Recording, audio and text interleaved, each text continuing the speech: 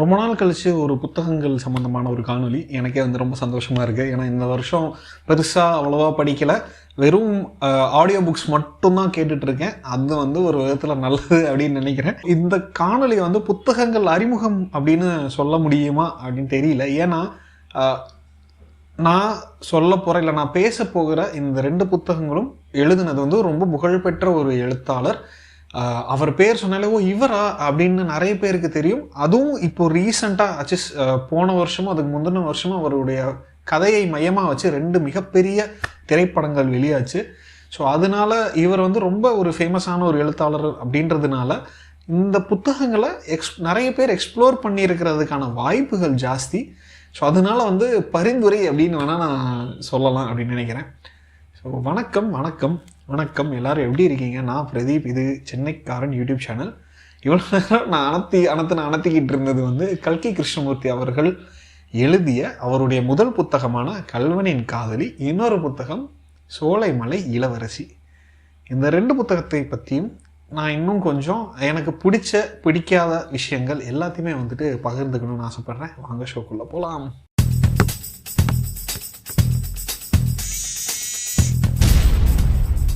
So முதல்ல கல்வனின் காதலியை பற்றி நான் பேசிடுறேன். ஏன்னா இது ரொம்ப இன்ட்ரெஸ்டிங்கான ஒரு விஷயம். கல்வனின் காதலி கல்கி கிருஷ்ணமூர்த்தி அவர்களுடைய முதல் நாவல். இதை முதல்ல கதையாக எழுதி வச்சு இந்த கதையை யோசிச்சுட்டு நிறைய டைரக்டர்ஸ் கிட்ட அப்ரோச் பண்ணியிருக்காரு. இந்த கதையை படமாக எடுக்க முடியுமா அப்படின்னு. யாருமே ஒத்து வரல.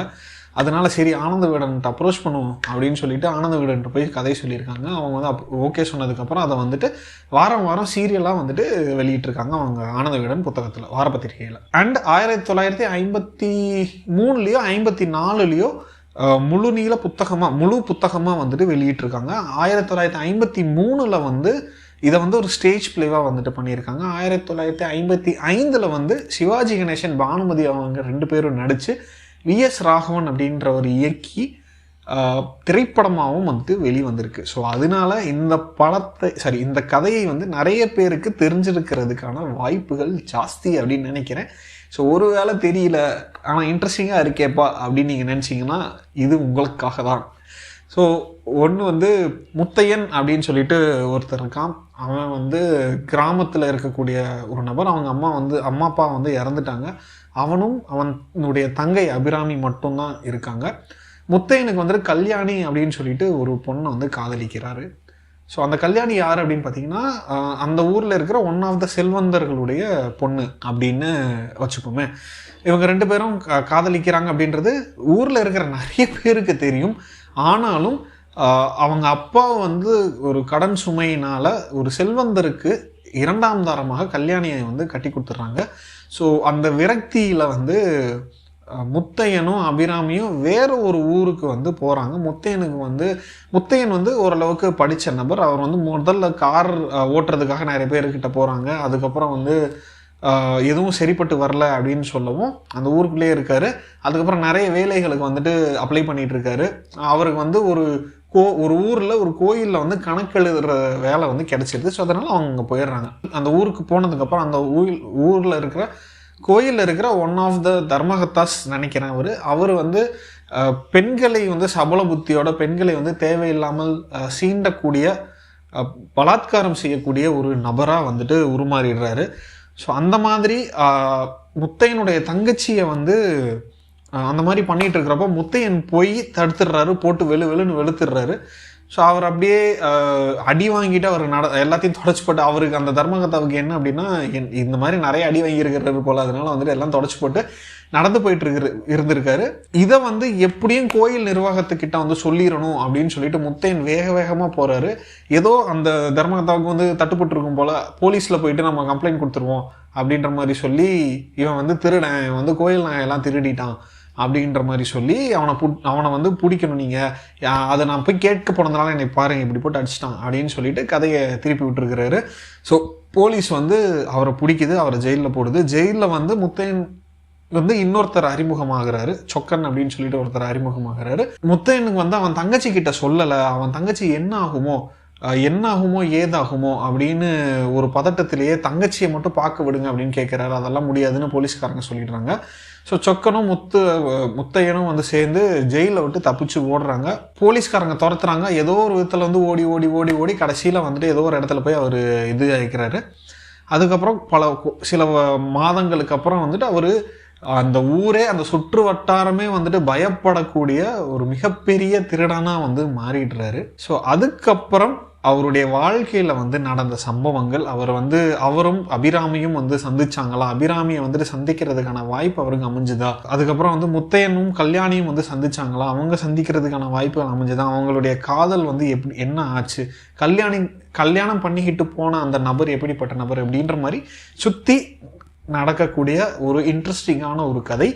அன்ஃபார்ச்சுனேட்லி எண்டிங் வந்து ரொம்ப சேடான எண்டிங். சேட் எண்டிங் எனக்கு பிடிக்காதுப்பா அப்படின்னு நீங்கள் நினைக்கிற ஆளாக இருந்தால் தயவு செஞ்சு இந்த கதையை படிச்சிடாதீங்க. ரொம்ப சோகமாக நீங்கள் ஃபீல் பண்ணுவீங்க. இதில் வந்து எனக்கு ரொம்ப பிடிச்ச விஷயம் என்ன அப்படின்னா, ஸோ இந்த முதல் நாவலில் நீங்கள் என்னெல்லாம் வந்துட்டு இது பண்ணுறீங்களோ, என்னெல்லாம் வந்து நீங்கள் வாசிக்கிறோன்னா அந்த பல்பி எலிமெண்ட்ஸ் எல்லாமே வந்துட்டு கடைசி வரைக்கும் நிறைய கதைகளில் அவர் வந்து மெயின்டைன் பண்ணிகிட்டே வந்திருக்காரு அப்படின்றது ஒரு விஷயம். விச் இஸ் அவருடைய பிராண்டை வந்துட்டு அப்படியே மெயின்டைன் பண்ணிட்டு வந்திருக்காரு அப்படின்ற மாதிரி நான் ஃபீல் பண்ணேன் இந்த கதையை படித்த இந்த கதையை கேட்ட வரைக்கும். அண்ட் ரெண்டாவது விஷயம், ஒவ்வொரு கேரக்டருக்குமே வந்துட்டு முக்கியமாக வந்து 4 கேரக்டர் வராங்க. ஒன்று வந்து முத்தையன், இன்னொன்று வந்து கல்யாணி, அபிராமி, அதுக்கப்புறம் வந்துட்டு சர்மா சாஸ்திரி அப்படின்னு சொல்லிட்டு ஒரு போலீஸ் ஆஃபீஸர், அண்ட் இன்னொருத்தர் வந்து கிட்டத்தட்ட டுவர்ட்ஸ் எண்டு தான் வந்துட்டு கமலபதி அப்படின்னு சொல்லிட்டு ஒருத்தர் வருவார். அவர் வந்து முத்தையனுடைய ஃப்ரெண்டாக வந்து வருவார். ஸோ இவங்க 5 பேருடைய கேரக்டரும் அவங்களுடைய கேரக்டர் ஆர்க்ஸும் ஒவ்வொருத்தவங்களும் எப்படி ஒரு விஷயத்தை அணுகுறாங்க, அந்த இன்டர் கனெக்ஷன் வந்து முத்தையனுக்கும் கல்யாணிக்கும் ஒரு இன்டர் கனெக்ஷன் இருக்குது, முத்தையனுக்கும் அபிராமிக்கும் ஒரு கனெக்ஷன் இருக்குது. ஸோ இவங்க 3 பேருடைய வாழ்க்கையில் சர்மா சாஸ்திரியும் கமலபதியும் வர்றதுனால என்னெல்லாம் பிரச்சனைகள்லாம் வருது, இல்லை என்னெல்லாம் நன்மைகள் நடக்குது அப்படின்ற மாதிரி கதை வந்து ரொம்ப அருமையாக இன்ட்ரெஸ்டிங்காக வந்து இருக்குது. ஸோ ஒரு பேஜ் டர்னர் புத்தகமாக வந்து தான் நான் இதை வந்து பார்க்குறேன். ஒருவேளை நீங்கள் இது வரைக்கும் கல்வனின் காதலி புத்தகத்தை வந்து படித்ததில்லை அப்படின்னா மறக்காமல் தவறாமல் வந்து அந்த புத்தகத்தை படிங்க. அண்டு சிவாஜி கணேசன், பானுமதி அவர்கள் நடித்த படமும் நீங்கள் பார்க்கல அப்படின்னா பாருங்கள். எஸ்ஜே சூர்யா, நயன்தாரா நடித்த படத்தை வந்து பார்க்காதீங்க, அது வந்து நான் ரெக்கமெண்ட் பண்ண மாட்டேன். பட் இந்த படத்தை வந்து கண்டிப்பாக பாருங்கள், உங்களுக்கு பிடிக்கும் அப்படின்னு நினைக்கிறேன். ஸோ ரெண்டாவது இந்த சோலைமலை இளவரசி வந்து பற்றி பேசிடலாம். இது வந்து ரொம்ப ஒரு சின்ன நாவல்லாம், ஒரு குறுநாவல் இல்லை சிறுகதை அப்படின்னு கூட நம்ம குறுநாவல்னு வச்சுக்கலாமே. ரொம்ப சின்னது தான், வெறும் 20 அத்தியாயம் மட்டும்தான் இருக்குது. ஸோ நீங்கள் வந்து பொன்னியின் செல்வனோ இல்லை சிவகாமியின் சபதமோ படிச்சிருந்தீங்க அப்படின்னா ஒரு அத்தியாயம் வந்துட்டு எந்த லென்த்துக்கு இருக்கும் அப்படின்னு உங்களுக்கு ஓரளவுக்கு அபிப்பிராயம் இருக்குது இல்லைங்களா? ஸோ அதனால கிட்டத்தட்ட அதே லென்த்தில் தான் இருக்கும் ஒவ்வொன்றும். டக்குன்னு வந்துட்டு பேஜ் டர்னராக இருக்கும். இதில் வந்துட்டு ஒரு மேஜிக்கல் ரியலிசம் மாதிரியான ஒரு விஷயத்தையும் வந்துட்டு கல்கி அவர்கள் புகுத்தியிருக்காரு. அந்த காலத்துக்கு வந்து இது ரொம்ப இன்ட்ரெஸ்டிங்கான ஒரு ஐடியா அப்படின்னு தான் நான் நினைக்கிறேன். ஸோ குமாரலிங்கம் அப்படின்றவர் வந்துட்டு இந்த கதை வந்து இந்தியா வந்து விடுதலை போராட்டம் நடத்திக்கிட்டு இருக்கிற அந்த சமயத்தில் இந்தியா வந்து பிரிட்டிஷ்காரங்க கையிலேருந்து இந்தியா சுதந்திரத்தை வந்து வாங்கிருமா வாங்காதா அப்படின்னு ஒரு கன்ஃபியூஸ்டாக இருக்கக்கூடிய அந்த காலகட்டத்தில் நடக்கக்கூடிய கதை. ஸோ நம்ம கதையுடைய நாயகன் வந்துட்டு குமாரலிங்கம். இவர் வந்து ஒரு சுதந்திர போராட்ட தியாகி, படித்த ஒரு நபர், ரொம்ப சுதந்திர வேட்கை கொண்ட ஒரு நபர். ஸோ அவர் இந்த கதையே வந்து பார்த்தீங்க அப்படின்னா அவர் வந்து ஒரு ரயிலை வந்து கவுத்துறணும் அப்படின்னு சொல்லிட்டு தண்டவாளத்தை போய் இது பண்ணுறாரு. அதிலிருந்து இந்த கதையை ஆரம்பிக்குது. நல்ல வேளையாக அந்த ரயில் வந்து இதாகலை. குமரலிங்கத்துக்கு வந்து ரொம்ப சந்தோஷம், நம்ம சுதந்திரத்துக்காக வந்துட்டு நிறைய பேர் வந்து நம்ம கொல்ல தேவையில்லை அப்படின்ற மாதிரி ஒரு இதோட இருக்காரு. ஸோ அப்போ வந்துட்டு எவனோ வந்து இந்த வேலை பார்த்துருக்கான் அப்படின்னு சொல்லிட்டு காவல்துறையினர் வந்து அவரை துரத்திக்கிட்டே போவாங்க.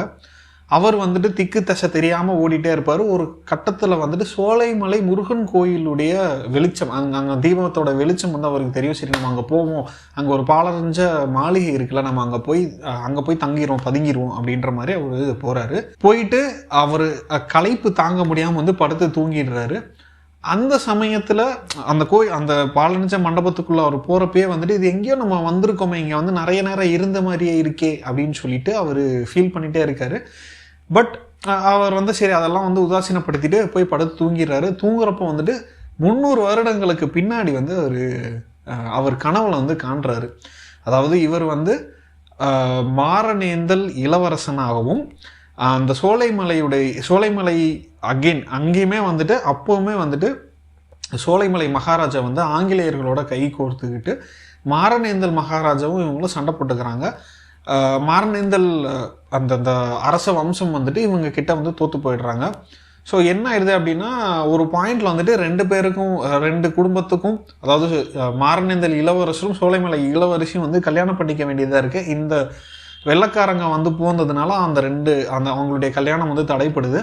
ஸோ இதே மாதிரி இவங்க 2 பேரும் வந்து சண்டை போட்டுக்கிறாங்க. ஒரு நாள் வந்து ஒரு பெரிய போர் வந்து இவங்க 2 நாட்டுக்கும் நடக்குது.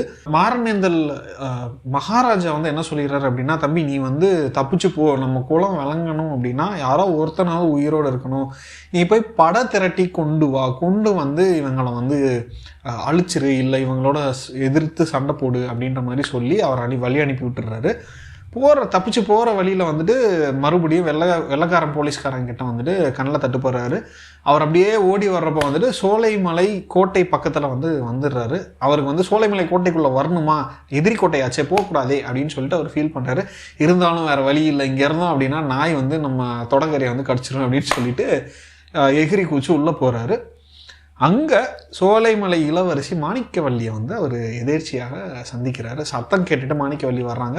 ஸோ அங்கே வந்துட்டு இவங்க 2 பேருக்குமான உரையாடல் வந்து நடக்குது. ஸோ மாணிக்கவல்லி மாரணேந்தல் இளவரசரை வந்து காட்டி கொடுத்தாங்களா இல்லையா, அவங்க வந்து காப்பாற்றினாங்களா, அவங்க அப்பா அம்மா கிட்ட இருந்து வந்து எப்படி இவரை வந்து காப்பாற்றினாங்க அப்படின்ற மாதிரி இந்த பக்கம் கதை போகும்.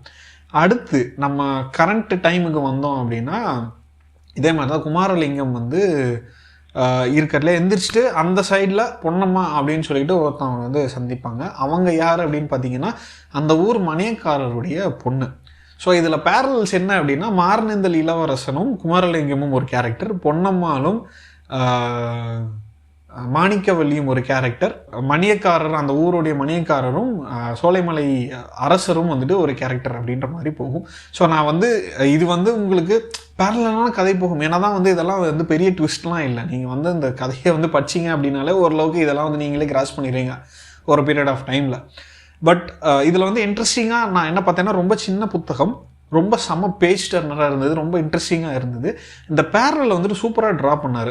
அதாவது அந்த கனவுல வந்து என்னெல்லாம் நடந்துச்சோ அது வந்து நிஜ வாழ்க்கையிலையும் குமரலிங்கத்துக்கு நடக்கும், ஒரு சில செய்கைகள் நடக்கும். அதை வந்துட்டு போகிற போக்குலேயே நம்ம போய்க்கலாம் அப்படின்ற மாதிரி அவர் நினைப்பார். ஆனால் வந்துட்டு பொன்னம்மாளும் மணியக்காரனாலையும் வந்துட்டு அந்த இப்படி அவர் வந்து அவருடைய ஒரு கெட்ட எண்டிங்கை வந்துட்டு மீட் பண்ணுற மாதிரி இருக்கும். அது வந்து இல்லாமல் அவர் தப்பிச்சிருவார். ஸோ அதனால் அந்த மாதிரியான பேரலல்ஸ்லாம் மேஜிக்கல் ரியலிசம்னு நம்ம இதை வச்சுக்கலாம். அவர் வந்து கனவுன்னு கூட வச்சுக்க முடியாது. ஏன் அப்படின்னா, இவர் கனவை காண்றாரு, இவர் கனவுல என்னெல்லாம் பார்க்குறாரோ அதெல்லாமே வந்துட்டு அவருக்கு நேரில் நடக்குது. ஸோ அதனால வந்து நேரில் நடக்குது, அதுக்கப்புறமும் நடக்கும் அப்படின்ற மாதிரி இருக்கிறதுனால மேஜிக்கல் ரியலிசம் அப்படின்னு வச்சுக்கலாம். ரொம்ப இன்ட்ரெஸ்டிங்கான ஒரு புத்தகம், ரொம்ப சிறிய புத்தகம். ஒருவேளை நீங்கள் இந்த புத்தகத்தை இன்னும் படிக்கலை அப்படின்னா தயவு செஞ்சு படிங்க, ரொம்ப இன்ட்ரெஸ்டிங்காக இருக்கும். ஒரு சில விஷயங்கள் வந்துட்டு உங்களுக்கு அந்த கதையோட இல்லை கருத்துக்களோட வந்து ஒத்துப்போகாமல் இருக்கலாம். அது வந்து வழக்கமாக நடக்கக்கூடிய ஒரு விஷயம்தான். ஏன்னா கல்கி அவர்களுடைய எப்படி சொல்கிறது, சில விஷயங்கள் அவர் சொல்ல வர சில விஷயங்கள் எனக்கும் வந்துட்டு உடன்பாடாக இல்லை. இருந்தாலும் அச புத்தகமாக இது ரொம்ப ஒரு இன்ட்ரெஸ்டிங்கான புத்தகம். உங்களுக்கு ஒருவேளை நீங்கள் இந்த புத்தகத்தை ஏற்கனவே படிச்சிட்டிங்க அப்படின்னா எப்படி உங்களுக்கு பிடிச்சதா பிடிக்கல அப்படின்றத வந்து கமெண்ட்ஸில் சொல்லுங்கள். எனக்கு நானும் வந்து தெரிஞ்சுக்க ஆர்வமாக இருக்கேன். அண்ட் கல்கி அவர்களுடைய வேறு எந்த புத்தகங்கள் நீங்கள் எனக்கு பரிந்துரை பண்ணுவீங்க அப்படின்றதையும் வந்து எனக்கு கமெண்ட்ஸில் சொல்லுங்கள். நான் அந்த எல்லாத்தையுமே படிக்க ஆர்வமாக இருக்கேன். ஸோ அடுத்த காணொலியில் மறுபடியும் நான் உங்களை சந்திக்கிறேன் வேறொரு புத்தகத்தோடையோ திரைப்படத்தோடையோ வெப் சீரிஸோடைய அனிமையோடைய ஏதோ ஒன்றோட. அதுவரை உங்களிடமிருந்து விடைபெறுவது பிரதீப். நன்றி, வணக்கம்.